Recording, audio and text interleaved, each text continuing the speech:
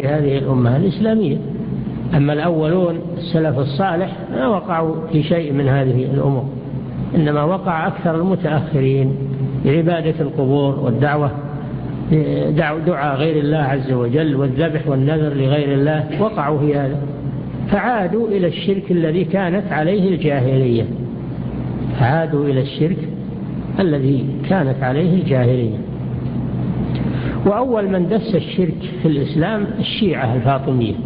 الشيعة الفاطمية الذين استولوا على بلاد المغرب وعلى مصر وعلى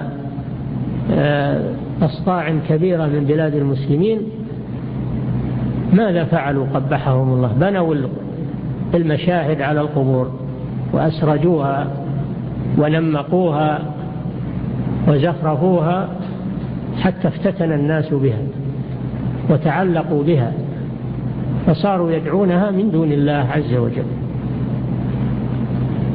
فالشرك حدث في هذه الأمة بسبب الغلو في الصالحين والغلو في الأموات وبناء المساجد على قبورهم.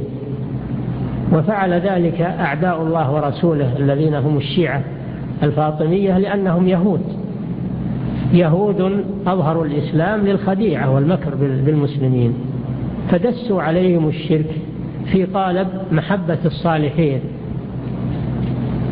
وتعظيم الصالحين، وسموا هذا توسلا ومحبة للصالحين تعظيما للصالحين، فوقع الناس في الشرك من حين ذاك الوقت. من حين ما بني على القبور وقع الشرك في هذه الأمة. نعم.